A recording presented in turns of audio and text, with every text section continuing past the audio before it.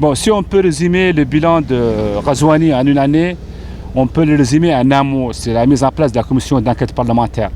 C'est vrai qu'il y a un sentiment d'immobilisme qui gagne l'opinion, mais Ghazouani a été une situation très très difficile, un pays pratiquement à l'arrêt, où les caisses étaient vides.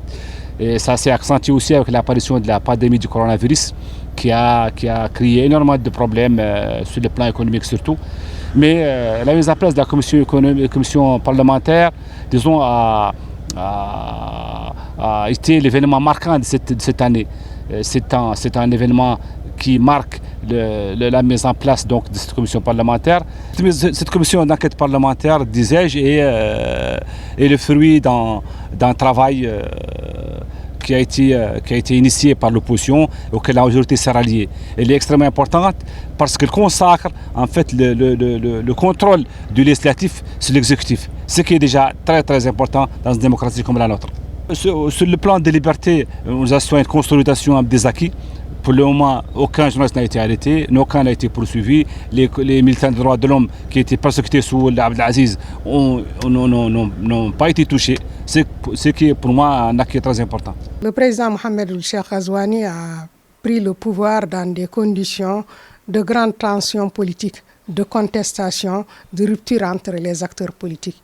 Il a quand même effectivement, même depuis l'annonce de sa candidature et après qu'il ait pris le pouvoir, il a procédé à une certaine décrispation de la scène en invitant l'ensemble des acteurs politiques et surtout de l'opposition à vraiment une certaine entente ou au moins à ce qu'il y ait des rapports normaux entre eux.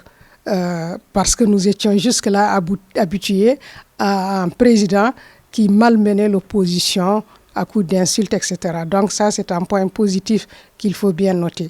Le deuxième point positif, et c'est peut-être là le plus important, c'est cette enquête parlementaire qui s'est déroulée, qui a donné un résultat et dont le rapport aujourd'hui est entre les mains de la justice pour sanctionner les malversations économiques qui ont toujours été dénoncées par les acteurs politiques, par la société civile et par la presse. Donc ça, c'est un élément assez important. Bien sûr, il y a eu la pandémie 2019 qui est intervenue avec sa gestion plus ou moins acceptable, mais aussi qui a quand même beaucoup d'insuffisances, surtout par rapport à la gestion de l'aide aux populations. Donc aujourd'hui, je remarque qu'il y a quand même de manière presque unanime une certaine satisfaction qui se dégage pour apprécier positivement cette gestion de Ould Ghazouani. Moi, je voudrais qu'on relativise cette satisfaction parce que on parle d'un homme et moi, je ne crois pas à l'homme providentiel. Cet homme appartient à un système. Il a toujours appartenu à ce système.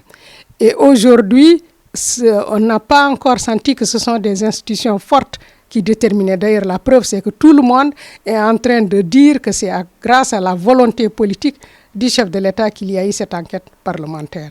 Je voudrais donc que l'opposition, qui a toujours fustigé le système, se rende compte qu'il s'agit là toujours du même système et qu'on ne se trompe pas, qu'on ne trompe pas le peuple.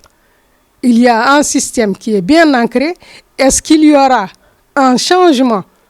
Est-ce qu'on peut assister plutôt à un changement fondamental alors que c'est le même système que nous avons connu jusqu'ici?